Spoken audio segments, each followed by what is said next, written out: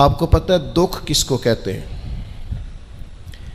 دکھ کی تعریف درویش یہ کرتے ہیں کہ ہماری مرضی اور ہے اور رب کا ارادہ کرم اور ہے، اس کا نام دکھ ہے۔ سکھ کیا ہے کہ ہماری بھی وہی مرضی ہے جو ہمارے رب کی مرضی ہے۔ اگر مالک کریم کا ارادہ کرم یہ ہے کہ لاکھوں کروڑوں مل جائیں تو الحمدللہ، اور اگر اس کا ارادہ کرم یہ ہے کہ ایک وقت روٹی ملے ایک وقت فاقہ ہو تو الحمدللہ۔ اللہ کے فیصلوں پر راضی رہنا۔ ڈھیر سارے لوگ دنیا میں ملتے ہیں جو کہتے ہیں جی مجھے یہ پریشانی ہے، میں سب طبیبوں حکیموں کے پاس گیا، پھر میں آستانوں درباروں مزاروں پہ بھی حاضر ہوا، اس کے بعد میں نے بڑے بڑے دانشوروں سے مشاورت کی، لیکن میرا یہ مسئلہ حل نہیں ہوتا۔ تو کیا ہوتا ہے پھر وہ انزائٹی کا، ڈپریشن کا، ٹینشن کا، ذہنی تناؤ کا شکار ہونے لگتے ہیں۔ یاد رکھیے گا کہ اگر سارے ڈاکٹروں، طبیبوں، حکیموں، دعاؤں، التجاؤں کے بعد بھی مسئلہ حل نہیں نہ ہو رہا تو پھر معنی یہ ہے کہ رب کی رضا یہی ہے کہ جو کرم سے اس نے فیصلہ کر دیا ہم بھی اس فیصلے پہ راضی ہو جائیں۔ بے چینی اور اضطراب یہ ہے کہ اللہ کا فیصلہ کچھ اور ہے اور ہماری جد و جہد کچھ اور ہے، اس سے ذہنی اضطراب اور تناؤ پیدا ہوتا ہے، اس سے طبیعتیں بے چین اور بے قرار ہوتی ہیں۔ امام علی مقام رضی اللہ تعالیٰ عنہ کی زندگی یہ ہے، اس کو سمجھیے گا کہ جس طرح قرآن مجید نے حضرت یوسف علیہ السلام کے واقعہ کو احسن القصص کہا ہے نا، قصوں میں سے سونا قصہ، خوبصورت داستان جناب یوسف کی، اور داستان یہ ہے کہ کبھی وہ باپ کے سب سے زیادہ لاڈلے ہیں اور کبھی وہ جناب یوسف علیہ السلام کنویں کی زینت بن گئے، کبھی ان کے قریب گرم ہوا بھی نہیں آتی اور کبھی ان کے چہرے پر تماچے پڑتے ہیں۔ پھر وہ کنویں سے نکلتے ہیں تو ایک اور تکلیف سہتے ہیں کہ انہیں بازار میں بیچا جاتا ہے، پھر وہ اللہ کی فضل سے اور اس کی توفیق سے ایسی جگہ چلے جاتے ہیں جہاں انہیں شہزادہ بنا کے رکھا جاتا ہے۔ کچھ زندگی بڑی آسودگی اور آسانی کی طرف بڑھنے لگتی ہے کہ پھر ایک فیصلہ کرم ہوتا ہے کہ جناب یوسف کو جیل میں جانا ہے، تو وہ کسی جگہ شکوہ نہیں کرتے، وہ کنویں میں جاتے ہیں تو پھر بھی اللہ کی رضا پہ راضی ہیں، وہ شہزادے بنتے ہیں تو پھر بھی اللہ کی رضا پہ راضی، وہ دوبارہ جیل میں ڈال دیے جاتے ہیں تو پھر بھی اللہ کی رضا پہ راضی ہیں۔ پھر اللہ کا فیصلہ ہوتا ہے کہ جس ملک کے وہ قیدی تھے نا، رب اسی ملک کا انہیں بادشاہ بنا دیتا ہے۔ یہ انسانی زندگی کا ایک دستور ہے کہ آپ کو دکھ بھی آئیں گے، سکھ بھی آئیں گے، آزمائشیں بھی آئیں گی، تکلیفیں بھی آئیں گی، لیکن سکھوں کا معاملہ تو ہم بڑے لطف کے ساتھ اور ذائقے کے ساتھ گزارتے ہیں، دکھوں کی باری آتی ہے تو شدید اضطراب کا شکار ہو جاتے ہیں۔ بالکل یہی زندگی جناب امام حسین رضی اللہ تعالیٰ عنہ کی۔ آپ کبھی خوبصورت پہلوؤں پر غور کریں نا کہ امام علی مقام وہ ہیں کہ کبھی وہ سجدے کی حالت میں نانا کے کندھوں پہ ہیں اور کبھی حضور گلی سے گزر رہے ہیں تو حسنین نانا کے کندھوں پہ ہیں۔ کبھی کیفیت یہ ہے جناب امام علی مقام رضی اللہ تعالیٰ عنہ کی کہ وہ اپنی والدہ کے مقدس کاشانہ نور میں خاتون جنت کی گود میں کھیل رہے ہیں، کبھی مولا علی شیر خدا رضی اللہ تعالیٰ عنہ کی مقدس باہوں میں جھول رہے ہیں۔ یہ سارے نظارے انہوں نے دیکھے، لیکن پھر وہی حسین ابن علی تھے، انہوں نے کربلا کا خشک میدان بھی دیکھا، انہوں نے وہ چٹیل پہاڑ بھی دیکھے، حق کے رستے میں اپنی اولاد کا قربان ہونا بھی دیکھا۔ کسی جگہ شکوہ نہیں کرتے، بلکہ وہ کہتے ہیں جس حال میں میرا رب رکھے میں اسی حال میں راضی ہوں۔ ہمارے ہاں یہ ہوتا ہے کہ ہم سکھوں کو تو یاد ہی نہیں رکھتے، ہمیں صرف تکلیفیں یاد رہتی ہیں، صرف آزمائشوں کو یاد رکھتے، مثبت پہلوؤں کو نہیں سوچتے۔ کوئی بھی کام آپ ہوتا ہوا دیکھ لیں گھر میں، خاندان میں، قبیلے میں، تو اس کے جو خوبصورت، معنی خیز، پروقار، اچھے پہلو ان پر غور نہیں کریں گے۔ وہ ایک جگہ ایک پنچایت تھی تو وہاں کسی خاتون نے شکوہ کیا کہ میرے خاوند نے مجھے یہ تکلیف دی ہے، یہ آزمائش میں مجھے مبتلا کیا ہے، یہاں یہاں سخت سست کہا ہے۔ تو ایک دانشور بزرگ بیٹھے تھے، تو لوگ کہتے ہیں کہ ان بزرگوں نے کہا بیٹا شادی کو کتنا عرصہ بیت گیا؟ تو اس نے کہا میری شادی کو 18 سال ہو گئے۔ تو اس نے کہا یہ جو تم لڑائی فساد جھگڑا دنگا پریشانی بتا رہی ہو یہ تو ایک دن کا ہے، باقی 18 سالوں کے بھی بات بتاؤ نا۔ تم نے ایک دن کا جھگڑا تو یاد رکھا اور اس ایک دن کے جھگڑے کے نتیجے میں آنے والی تکلیف کو بھی تم نے یاد رکھا، لیکن وہ جو 18 سال تمہارے اپنے شوہر کے ساتھ سکھی گزر گئے ان کا بھی تو تذکرہ کرو۔ تو کچھ دیر کی خاموشی کے بعد اللہ نے اس خاتون کے دل میں ٹھنڈک پیدا کی اور وہ کہنے لگی میرے شکوے دور ہو گئے ہیں، اب میں انشاءاللہ کوشش کروں گی کبھی دوبارہ اپنے شوہر کی شکایت نہ کروں۔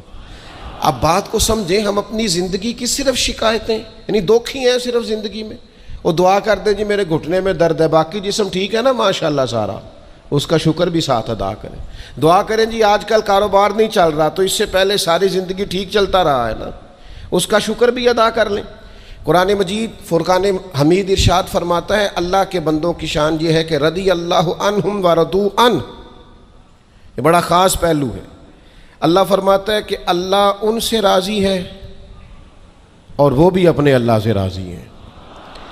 اللہ نے انہیں جس حال میں رکھا ہے وہ بھی اللہ سے راضی ہیں۔ ذالک الفوز العظیم، اللہ فرماتا ہے یہ بڑی کامیابی ہے، اللہ بھی ان سے راضی ہے اور وہ بھی اللہ سے راضی ہیں۔ امام غزالی رحمۃ اللہ تعالیٰ علیہ سے کسی نے پوچھا یہ بندے کا اللہ سے راضی ہونے کا کیا مطلب ہے؟ تو امام صاحب فرمانے لگے رب تو کریم ہی بڑا ہے، یتیم کے سر پہ ہاتھ پھیر دو راضی ہو جاتا ہے، وہ طوائف کتے کو پانی پلا دے تو مالک راضی ہو جاتا ہے، وہ تو مہربانی بڑا ہے، تم نے رو کے 2 آنسو بہا دیے وہ راضی ہو جاتا ہے۔ فرماتے بندے کا مسئلہ ہے، مسئلہ تو بندے کا ہے، یہ راضی ہوتا ہی نہیں، یہ ہر وقت شکوے کرتا ہے، ہر وقت شکایات کرتا ہے، ہر وقت اس کا ذہن الجھا رہتا ہے، ہر وقت کوئی نہ کوئی نئی چیز کا مطالبہ کرتا ہے۔ نبی رحمت نور مجسم شفیع معظم صلی اللہ تعالی علیہ وسلم ارشاد فرماتے ہیں تم نہ اللہ کے دیے ہوئے تھوڑے رزق سے راضی ہو جاؤ وہ بھی تمہاری تھوڑی عبادت سے راضی ہو جائے گا۔ لیکن ہمارا حال یہ ہے کہ ہمیں سب کچھ چاہیے اور نتیجے میں اگر کوئی خدمت کرنی پڑے، کوئی ڈیوٹی کرنی پڑے، کوئی کام کرنا پڑے تو اس کے لیے ہم تیار نہیں ہوتے۔ عزیز بھائیوں سمجھیے گا، غور فرمائیے گا، توجہ کیجیے گا اس بات پر کہ ہمیں ہر حال میں اپنے رب سے راضی رہنا۔ آزمائش آ جاتی ہے، دکھ آ جاتے ہیں، محنت پوری کریں، جد و جہد پوری کریں، جو کام آپ کرنے جا رہے ہیں اس کے لیے جتنے ضروری اسباب ہیں وہ جمع سارے کریں، لیکن نتیجہ اللہ پہ چھوڑ دیں، رزلٹ اپنی مرضی کا نہ مانگیں۔ یہ عقیدہ توحید یہ ہے کہ نتیجہ جو رب ہمارے لیے نکالے وہ نتیجہ ہمیں قبول ہونا چاہیے۔ درویش نے ایک جملے میں بات ختم کر دی، وہ کہتے ہیں دکھ قبول محمد بخشا، بس راضی رہن پیارے۔ اگر پیارے راضی ہیں دکھ دینے میں تو پھر ہمیں یہ دکھ قبول ہے اور کئی دفعہ قبول ہیں۔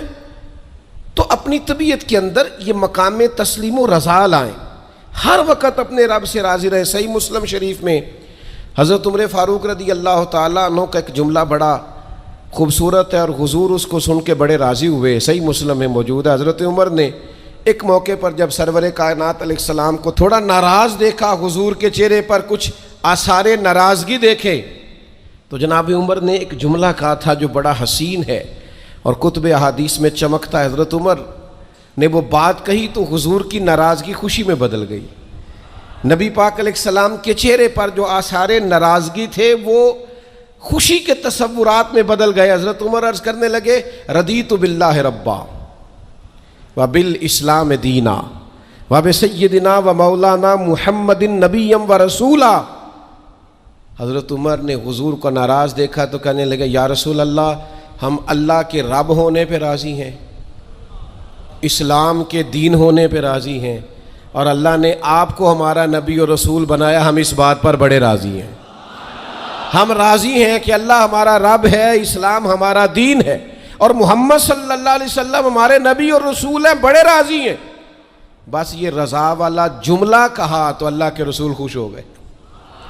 تو اللہ سے راضی رہیں، آپ کے تصورات میں شکوے پیدا نہ ہو، شکایتیں نہ ہو، الجھے نہیں۔ اور بہت سارے لوگ ایسے ہیں جن کا خیال ہے میری بڑی شان ہے تو میرے اوپر مشکلات کیوں آتی ہیں۔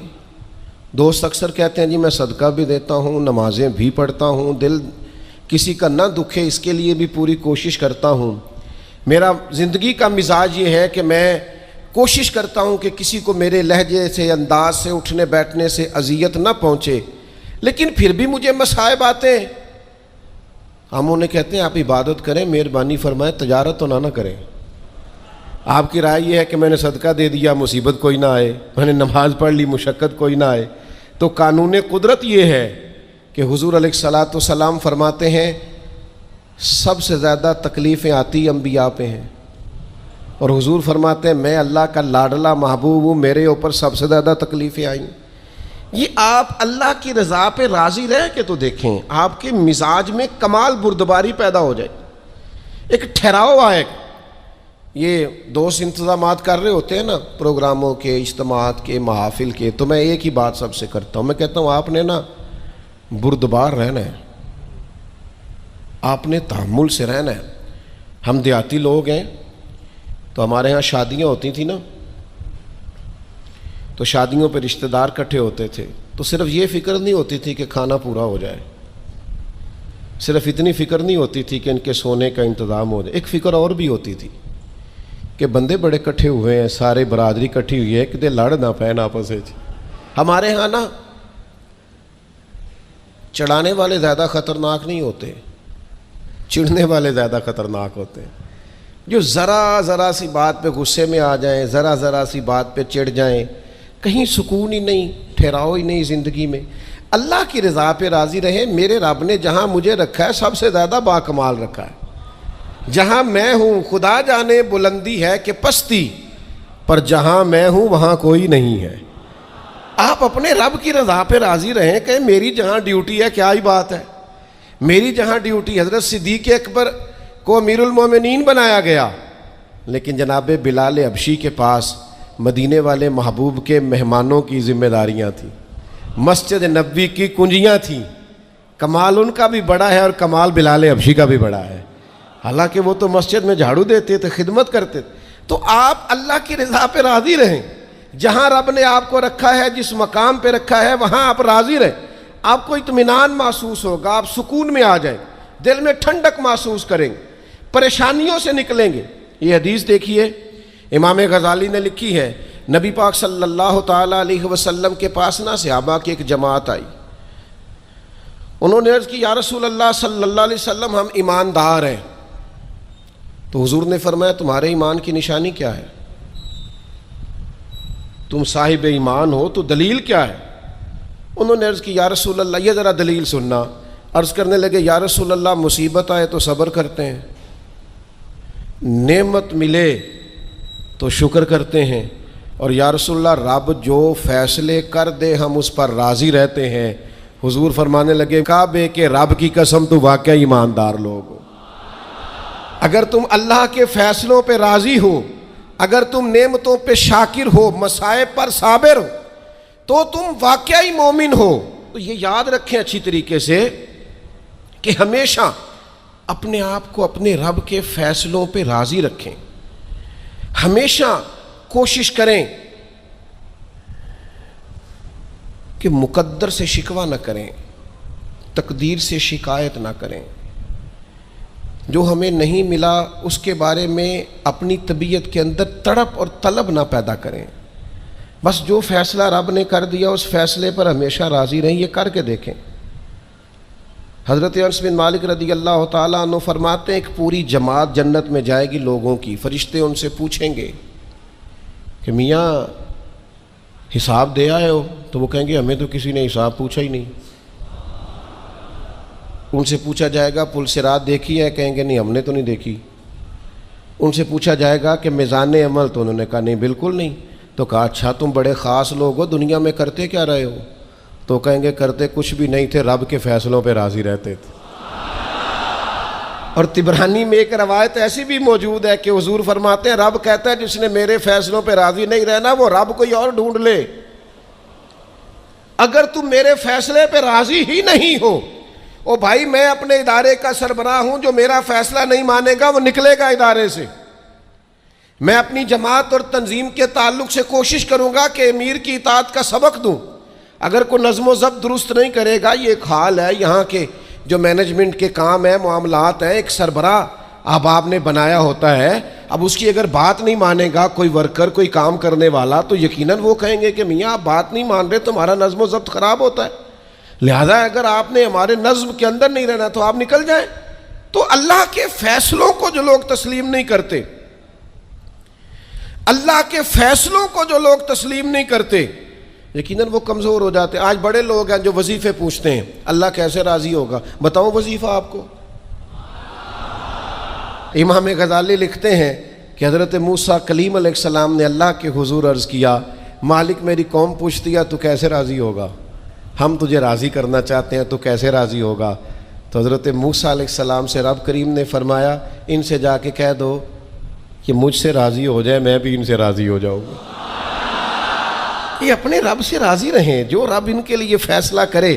وہ حضرت سفیان ثوری دعا مانگ رہے تھے نا، یا اللہ راضی ہو جا، یا اللہ راضی ہو جا، یا اللہ راضی ہو جا۔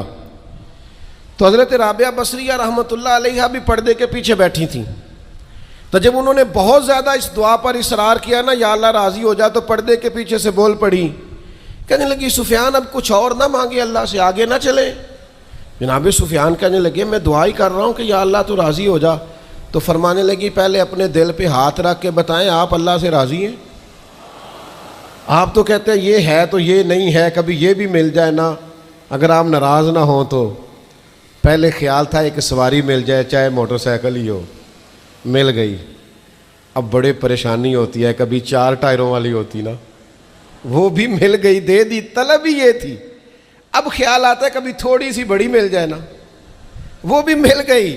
اب جن کی ذرا گاڑیاں اونچی ہیں، ٹائر چوڑے ہیں، وہ پریشان کرتے ہیں، تو بندہ تو روک ہی نہیں رہا کہیں۔ تو حضرت کلیم سے رب نے فرمایا ان سے کہو مجھ سے راضی ہو جائے، میں بھی ان سے راضی ہو جاؤں۔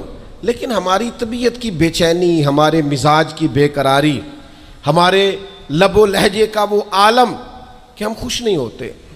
ڈھیر سارے لوگ ہیں، آپ کچھ بھی کر لیں، کچھ بھی گھر میں لے آئیں، کچھ بھی ہو جائے، کتنی بھی نعمت مل جائے، ان کا مزاج اس طرح کا بن جاتا ہے، خوش نہیں۔ میں اکثر دوستوں سے کہتا ہوں کہ بعض دوست ایسے ہیں جن کا انداز اس طرح کا ہے کہ ان کو کوئی بھی نعمت مل جائے تو ان کی طبیعت سکون پذیر نہیں ہوتی۔ حضرت عبداللہ ابن عمر رضی اللہ تعالیٰ عنہ صحابہ میں سے بڑے صالح آدمی ہیں، نیک آدمی ہیں، حضرت عمر کے صاحبزادے ہیں، اور اللہ کے حبیب علیہ السلام نے فرمایا یہ بڑے نیک ہیں۔ تو سیدنا عبداللہ ابن عمر رضی اللہ تعالیٰ عنہ کے نا ایک صاحبزادے بیمار تھے۔ یہ جو بچے بیمار ہوں یا کسی تکلیف میں ہوں تو یہ ماں باپ کو بڑا بے چین کر دیتے ہیں۔ اپنی بھوک بھی بندہ سہ لیتا ہے، اپنی بیماری اور تکلیف بھی سہ لیتا ہے، لیکن اگر اولاد کسی آزمائش کا شکار ہو جائے، پریشانی کا شکار ہو جائے تو انسان بڑی تکلیف میں آ جاتا ہے۔ حضرت عبداللہ ابن عمر رضی اللہ تعالیٰ عنہ بڑے پریشان تھے اپنے بیٹے کو لے کر، اور جو ان کے قریبی لوگ تھے وہ محسوس کرتے تھے کہ شدید ذہنی اضطراب میں مبتلا ہیں سیدنا عبداللہ ابن عمر۔ اللہ کا فیصلہ ایک کرم آیا اور ان کے صاحبزادے کا وصال ہو گیا۔ جب ان کے صاحبزادے وصال کر گئے نا تو ظاہر ہے کہ بیماری سے بڑا غم تو صاحبزادے کا انتقال کر جانا ہے۔ تو جنازے کے لیے جو لوگ آئے اور اس کے بعد جو تعزیت کے لیے لوگ آئے، وہ کہتے ہیں ہم نے جناب عبداللہ ابن عمر کو بڑا مطمئن دیکھا، ہم نے دیکھا کہ بیٹے کے انتقال کے بعد ان کی طبیعت میں ایک ٹھہراؤ آ گیا، اور وہاں جانے والوں کو بڑے اطمینان سے، بڑی محبت سے ملتے، ان کا انداز بڑا منفرد ہو گیا۔ ایک صاحب نے پوچھ ہی لیا کہ جناب آپ پہلے بڑے بے چین تھے، اب آپ کی طبیعت میں بڑا ٹھہراؤ آ گیا، وجہ کیا ہے؟ تو حضرت عبداللہ ابن عمر فرمانے لگے جب تک وہ بیمار تھا میری ذمہ داری تھا اور میں بے چین تھا۔ فرمایا میرے رب کا فیصلہ ہے، کرم آ گیا ہے اور وہ میرے رب کے حضور حاضر ہو گیا ہے۔ گویا اب جس بارگاہ میں گیا ہے وہاں رحمت ہی رحمت ملے گی، وہاں کرم ہی کرم ملے گا۔ اب میں مطمئن ہو گیا ہوں کہ اللہ کی رحمتیں قبر میں اس کا استقبال کریں گی۔ جب تک میری ڈیوٹی تھی تو میں پریشان تھا، بے چین تھا، بے قرار، اب تو حاضر بارگاہ ہو گیا اور میں اپنے رب کی رضا پہ راضی ہوں۔ جب تک اللہ نے چاہا بیٹا میرے پاس رہا، اور جب اللہ نے چاہا اللہ نے اسے اپنی بارگاہ میں بلا لیا۔ میرے بھائیوں یاد رکھیے گا، ہمیشہ اس بات کو اپنے ذہن میں بٹھائیے گا کہ زندگی کے اندر کبھی بھی اللہ کے فیصلوں پر شکوہ کرنا اور اللہ کے فیصلوں پر اظہار ناراضگی کرنا معاذ اللہ، اس سے اپنے دامن کو ہمیشہ بچا کے رکھیں اور پناہ میں رکھیں اپنے دامن کو کہ کبھی بھی انسان اس طرح کا نہ ہو جائے۔ میں دیکھتا ہوں شدید بے چینی یہ ہمارے ماحول میں، اللہ تعالیٰ معاف فرمائے، جو لوگوں سے شدید ایک دوسرے سے ہماری طبیعتیں کھنچ جاتی ہیں اور تناؤ اور کھچاؤ پیدا ہو جاتا ہے، اور پھر لوگ ڈپریشن میں چلے جاتے ہیں، حتیٰ کہ بعض لوگ معاذ اللہ انتہائی قدم اٹھاتے ہیں، خودکشی کی طرف بڑھ جاتے ہیں۔ اور بڑے بڑے پڑھے لکھے لوگوں کا ہم ایسا رجحان دیکھتے ہیں کہ وہ عجیب پریشانی کن گفتگو کرتے ہیں، بس اس کا ارادہ تھا ملک سے باہر جانے کا اور وہ حالات سازگار نہیں ہوئے، کسی وجہ سے نہیں جا سکا، تو بھئی سارے لوگ نہیں جا پاتے۔ آپ ڈھیر سارے لوگوں سے پوچھ لیجئے گا کہ وہ زندگی میں کچھ اور کرنا چاہتے تھے، لیکن اللہ کا ارادہ کرم ان کے لیے کچھ اور تھا۔ اور یہ ایک ایسی اللہ کی توحید کی علامت ہے کہ مولا علی شیر خدا فرماتے میں نے اسی سے تو رب کو پہچانا ہے کہ جو میں کرنا چاہتا تھا وہ نہیں ہوا، بلکہ وہ ہوا جو میرا رب چاہتا تھا۔ فرماتے میں نے کسی کام کے لیے سارے اسباب جمع کر لیے، جب نہیں ہوا تو میں سمجھ گیا یہ کرنا میرے اللہ نے۔ تو میرے عزیز، یہ تو اللہ کی بہت بڑی اس کے ہونے کی علامت ہے کہ آپ اس کی رضا پہ راضی رہیں۔ حضرت ابن وقاص رضی اللہ تعالیٰ عنہ بڑے مستجاب الدعوات تھے، جو دعا مانگتے تھے قبول ہو جاتی تھی، اللہ کا ان پر خاص انعام تھا۔ اور یہ بات بڑی مشہور ہو گئی، دور دور سے لوگ ان کے پاس دعائیں کرانے آتے تھے، خود وہ نابینا تھے، بینائی نہیں تھی۔ تو کچھ لوگوں نے ان سے کہا کہ آپ اپنے لیے بھی دعا کر لیں، تو فرمانے لگے میرے رب نے بڑا عرصہ مجھے آنکھوں کا نور عطا کیا ہے، اب وہ لے گیا ہے تو میں اپنے رب کی رضا پہ راضی ہوں۔ اب اس میں ہوتا کیا ہے؟ دکھ اور تکلیف اور اللہ کے فیصلے پہ راضی رہنے میں نا ایک خاص لذت بھی ہے۔ صرف سکھوں کا مزہ نہیں ہوتا، دکھوں کا بھی مزہ ہوتا ہے۔ ہاں ہاں، زخموں کی بھی ایک لذت ہوتی ہے۔ یہ کبھی آپ کے کوئی زخم ہو جائے اور ٹھیک ہونے کے قریب آئے تو آپ اسے چھیڑ کے دیکھیں، اس کی بھی ایک لذت، دکھوں کا بھی ایک مزہ۔ سکھوں میں تو لوگوں کو رونا نہیں آتا، جو بڑے سکھی ہوتے ہیں وہ تو کعبے جا کے نہیں روتے، ناراض نہ ہوئیے گا مجھ سے، ان کو تو مدینے جا کے رونا نہیں آتا۔ یہ دکھ ایک ایسی چیز ہے جو بندے کے دل کو نرم رکھتے ہیں۔ یہ آزمائش ایک ایسی چیز ہے جس میں نفسانی قوتیں ختم ہوتی، کوئی نہ کوئی آزمائش انسان کے ساتھ رہے تو اللہ کے حضور حاضر رہتا ہے۔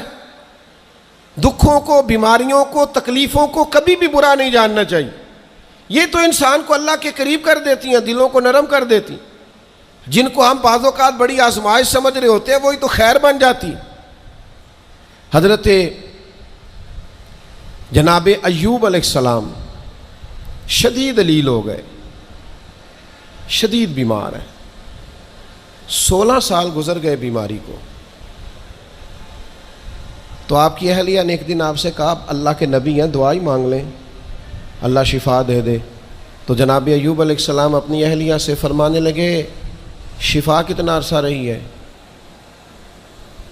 انہوں نے کہا 60 سال۔ فرمایا بیماری کو کتنا عرصہ ہوا؟ کہا 16 سال۔ فرمانے لگے ذرا بیماری کو بھی 60 ہو لینے دے، پھر دعا مانگ لیں گے، ہو لینے دے ذرا 60 سال۔ اللہ کی رضا پہ راضی رہنے کا فیصلہ کیا۔ آپ کی زبان مبارک سے یہ جملے نکلے کہ 60 سال ہو جائیں گے تو کر لوں گا دعا، اللہ تعالیٰ نے اسی وقت شفا عطا فرما دی، ٹھیک ہو گئے جناب ایوب۔ کچھ دن گزرے نا تو آپ کی اہلیہ نے ایک سوال پوچھا، کہنے لگی ایوب یہ بتائیے آپ نے بیماری بھی دیکھی، شفا بھی دیکھی، بیماری ٹھیک تھی کہ شفا؟ تو آپ فرمانے لگے سارے دن ہی اللہ کے ہیں، جس حال میں رکھے ٹھیک ہے۔ وصل اچھا ہے نہ فراق اچھا ہے، یار جس حال میں رکھے وہی حال اچھا ہے۔ میں سارے دن اس کے ہیں، لیکن فرمانے لگے اگر تم مجھ سے پوچھو نا میری ذاتی رائے تو بیماری بڑی اچھی تھی۔ انہوں نے کہا یوں بیماری اچھی تھی؟ آپ فرمانے لگے جب میں بیمار تھا نا تو 24 گھنٹے میں ایک بار میرا رب میرا حال پوچھتا تھا۔ فرمایا 12 گھنٹے تو اس مزے میں گزر جاتے تھے کہ رب نے حال پوچھا ہے، اور پھر اگلے 12 گھنٹے میں انتظار کرتا تھا کہ میرا رب دوبارہ کب حال پوچھے گا۔ تو میں ان 24 گھنٹوں کی لذت نہیں بتا سکتا جو اس کے حال پوچھنے سے طاری ہوتی۔ تو فرمایا شفا تو مل گئی ہے پر اب وہ حال تو نہیں نہ پوچھتا۔ اب وہ میرے بھائی اس بیماری میں جو لذتیں ہیں، جو کرم نوازیاں ہیں، جو رحمتیں، ان کو بھی تو دیکھیں۔ اپنے کریم رب کی رضا پہ راضی تو رہے۔ خبر مشہور ہو گئی تھی امام حسین شہید ہو جائیں گے، نبی کریم علیہ السلام نے بھی یہ خبر ارشاد فرمائی، پتہ مولا علی کو بھی تھا، سیدہ پاک بھی جانتی تھی، امام حسین بھی جانتے تھے۔ یہ خبریں رہی ہیں نا، حضرت صدیق اکبر کھڑے ہیں، جناب عمر کھڑے ہیں، حضرت عثمان کھڑے ہیں احد پہاڑ پر، تو پہاڑ ہلنے لگا۔ آپ دیکھیے نا صحیح حدیث میں موجود ہے، تو نبی کریم علیہ السلام نے فرمایا پہاڑ ٹھہر جا، تیرے اوپر ایک نبی، ایک صدیق اور 2 شہید کھڑے ہیں۔ تو حضور نے بتا دیا نا کہ جناب عمر بھی شہید ہوں گے، جناب عثمان بھی شہید ہوں گے، لیکن کہ ایک دفعہ بھی حضور نے یہ دعا مانگی کہ اللہ انہیں شہادت سے بچا؟ معاذ اللہ کوئی دعا مانگی کہ یہ شہید نہ ہو، قتل نہ کیے جائیں؟ یہ تو سعادت ہے۔ امام حسین کو پتہ ہے، مولا علی کو پتہ ہے، سیدہ فاطمہ کو پتہ ہے، یہ خبر مشہور ہے، یہ شہید ہو جائیں گے، اور یہ بھی پتہ ہے کہ آزمائشیں آئیں گی، لیکن کسی نے بھی یہ دعا نہیں مانگی اللہ انہیں آزمائشوں سے بچا۔ جس نے بھی دعا مانگی ہے یہی مانگی ہے، اللہ صبر بھی عطا فرما اور استقامت بھی عطا فرما۔ اس بات کو سمجھیں آپ کہ آپ بچے کو اگر ڈرائیں گے نا امتحان خطرناک ہوتے ہیں، امتحان نہیں دینے، تو وہ تو کسی جگہ کامیاب نہیں ہوگا۔ اس کو امتحان کا خوف نہ دلائیں، اس کی تیاری کرائیں، اس کی ذہن سازی کریں کہ امتحان دینا ہے، اس کو یہ شعور دیں کہ بیٹا کامیاب ہونا ہے۔ ہم نے ڈرا دیا ہے بچوں کو، ہم نے انہیں اس طرح کا بنا دیا ہے کہ وہ سہمے رہتے ہیں، پتہ نہیں کیا ہو جائے گا۔ ہزاروں سینکڑوں لوگوں کو روز جی ٹی روڈ سے گزرنا پڑتا ہے، لاکھوں کروڑوں لوگ گزرتے ہوں گے، اللہ معاف کرے کو سب کا ایکسیڈنٹ تو نہیں نہ ہو جاتا۔ تو اگر آپ بچوں کو چھپاتے پھریں کہ روڈ پہ نہیں چڑھنا، بھائی انہیں آپ گاڑی صحیح چلانی سکھائیں، عمر کے مطابق ان کو سواری دیں، ان کی ٹریننگ صحیح کرائیں، انہیں کہیں کہ یہ ٹریفک کے قوانین ہیں ان کی پابندی کرو، لیکن انہیں یہ خوف نہ دلائیں کہ روڈ پہ نہیں جانا، یہ خوف نہ دلائیں انہیں کہ ہم نے اس راہ سے گزرنا نہیں، پتہ نہیں کیا ہو جائے گا۔ او بھائی اس طرح تو سانپ سے ڈرتا ڈرتا رسیوں سے بھی ڈرنے لگے گا۔ اللہ جو فیصلہ کر دے اس فیصلے پر پوری طرح راضی رہنا ہے۔ ہمارے مزاجوں میں مقام تسلیم و رضا نہیں ہے۔ یہ مومن دیانتدار کیوں ہوتے تھے؟ کروڑوں روپیہ ایک شخص کا سامنے پڑا ہے اور بندہ وہ ہے جس نے صبح سے کھانا نہیں کھایا، لیکن وہ کروڑوں روپے پہ نظر نہیں ڈالتا تھا۔ کیوں؟ کہ وہ اللہ کے فیصلے پہ راضی تھا۔ وہ کہتا تھا یہ چاہے کروڑوں ہیں پر میرا نہیں ہے۔ آج لوگ لوگوں کا مال دیکھ کے سازشیں نہیں کرتے، شرارتیں نہیں کرتے، لالچ نہیں پیدا کرتے، چوری ڈکیتی دھوکہ فریب فراڈ کیا کیا چالیں نہیں چلتے۔ اگر یہ اللہ کے فیصلے پہ راضی رہیں کہ رب نے جو میرے لیے رکھا ہے وہی میرا حق ہے، تو کبھی ان کی طبیعت میں یہ بات پیدا نہ ہو کہ ہم نے دھوکہ دینا ہے، فراڈ کرنا ہے، فریب کرنا ہے۔ آپ مقام میں تسلیم و رضا پہ آ جائیں۔ ڈھیر سارے لوگ ہیں جو جہاں کھڑے ہیں وہاں راضی نہیں، سامنے والا انہیں بڑا خوش نظر آتا ہے، بڑا خوش کہ یار میں بڑی تکلیف میں ہوں، یہ فلانے شعبے والا بڑے سکون میں ہے۔ تو بھائی کبھی اس سے بھی تو پوچھ کے دیکھنا، اس سے پوچھ، وہ کہے گا جتنے کانٹوں پہ میں بیٹھا ہوں دوسرا ہے ہی کوئی نہیں۔ ہم جو کام کر رہے ہوتے ہیں نا اس کام کا مزہ نہیں لیتے، ہمیں وہ کرنا ہے جو سامنے والا کر رہا ہے۔ بھئی آپ جو کر رہے ہیں اس کو مزہ لے کے کریں، مقام تسلیم و رضا پہ رہیں۔ وہ جو سامنے والا کر رہا ہے اللہ نے اس کی ڈیوٹی لگائی ہے وہ کرے گا، اور یہی بات یہاں تک پہنچ جاتی ہے کہ ہمیں سب کا پتہ ہوتا ہے کون کیا کر رہا ہے، اپنا نہیں پتہ ہوتا، کیونکہ ہم وہ چاہتے ہیں جو ہمارا حق نہیں، اس طرف بڑھتے ہیں جو ہمارا نصیبہ نہیں۔ تو اچھی طرح اس بات کو اپنے ذہن میں بٹھائیں کہ اللہ کے فیصلوں پہ راضی رہنا، اللہ کی رضا پہ راضی رہنا، اپنے رب سے ہر وقت راضی رہنا، یہ بندہ مومن کی شان ہے۔ اگر اللہ کے فیصلوں پہ راضی رہو گے نا تو زندگی میں اتنا سکون آ جائے گا، اتنا اطمینان آ جائے گا، لہجوں میں اتنا ٹھہراؤ آ جائے گا، آپ کو محسوس ہوگا کہ آپ کی شخصیت سنجیدہ ہو گئی ہے، وزادار ہو گئی ہے، آپ کے مزاج کے اندر ایک اللہ تعالیٰ نے خاص کمالات رکھ دیے۔ لیکن اگر آپ یہ نہیں کریں گے، اللہ کے فیصلوں پہ راضی نہیں رہیں گے، تو پھر آپ نتیجہ اس کا دیکھ لیجئے گا، ہر وقت کی بے چینی، بے قراری، الجھاؤ اور طبیعت کے اندر اضطراب، یہ آپ کو بے چین رکھے گا۔ ہم اپنی زندگی میں اگر تھوڑا سا یہ والا فیصلہ لے آئیں، آپ دیکھیں نا، انداز دیکھیں، 14 لوگ شہید ہو گئے تھے بدر میں، ان میں سے تو کوئی کسی صوبے کا گورنر نہیں بنا، انہوں نے تو مکہ کو فتح ہوتے نہیں دیکھا، انہوں نے تو روم کو، یمن کو، شام کو فتح ہوتے نہیں دیکھا۔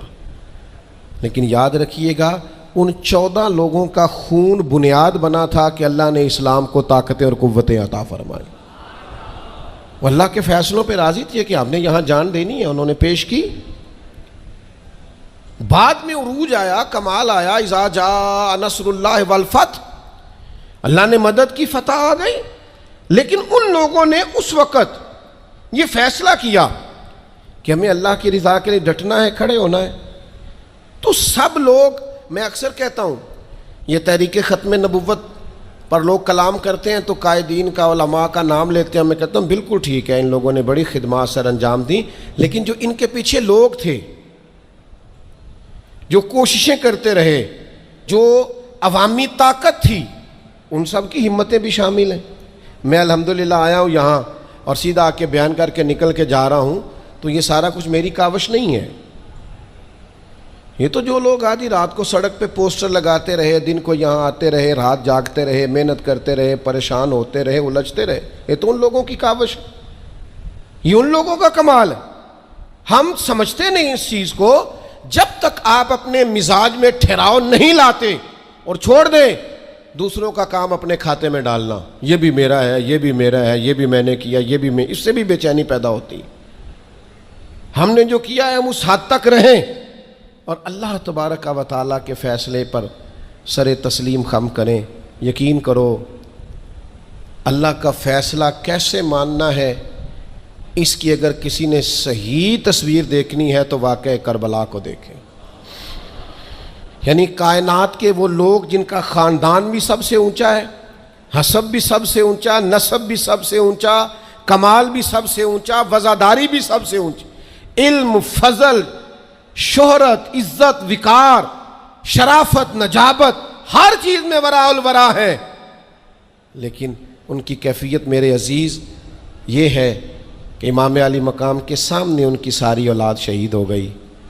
یہاں نا اس اتنے بڑے مجمع میں کسی کی کٹی ہوئی انگلی پھینک دی جائے نا، انگلی کا ٹکڑا انسانی انگلی کا، تو لوگ خوف سے بھاگ جائے۔ ہم باتیں سن لیتے ہیں، کر لیتے ہیں، ہم سمجھتے نہیں کہ یہ کتنا عجیب منظر ہے۔ آپ یہ بات سمجھ سکتے ہیں کہ حضرت عباس کے بازو کٹے، پورے پورے بازو کاٹ ڈالے گئے تو کیسا منظر ہوگا؟ اور امام حسین کا سر کاٹ کے نیزے پہ لگا دیا گیا، باقی جسم اتھر کربلا میں پڑا ہے، اور سر بھیج دیا گیا دمشق میں، تو کیسی منظر کشی ہوگی۔ لیکن امام حسین سے لے کر جناب زینب تک، اور امام حسین سے لے کر امام زین العابدین تک، آپ کو جو بندہ بھی ملے گا رب کی رضا پہ راضی ملے گا، کسی جگہ وہ شکوہ کرتے نظر نہیں آتے۔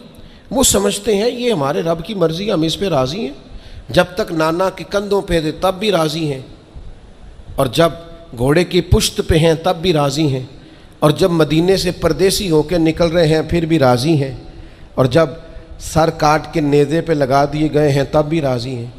ہر حال میں اللہ کی رضا پہ راضی، رضی اللہ عنہم ورضوا عنہ، وہ اللہ سے راضی ہیں اور اللہ ان سے راضی ہے۔ کوشش کرنی ہے کہ اپنے بچوں کو واقعہ کربلا اس انداز میں سنایا جائے کہ ان کے اندر جرت پیدا ہو، جرت اظہار پیدا ہو، حق کا جذبہ پیدا ہو۔ امام حسین کی شہادت اس لہجے میں کبھی نہ سنیں نہ بیان کریں کہ جس سے کوئی کمزوری اپنی طبیعت میں پیدا ہو۔ امام علی مقام رضی اللہ تعالیٰ عنہ کا نام جرت کی علامت۔ امام حسین کا وہ کسی نے کہا تھا سناؤ اپنے بچوں کو کہانی خیبر و خندق کی، علی کی بات سن کر دلوں سے ڈر نکلتے ہیں، خوف دور ہوتا ہے مولا علی کی باتیں سن کر۔ تو اپنے دلوں کے اندر یہ جذبہ اپنے بچوں کو لائیں۔ اور پھر میں آپ کی خدمت میں ایک آخری بات یہ بھی عرض کروں گا جسے کبھی نہ بھلائیے گا۔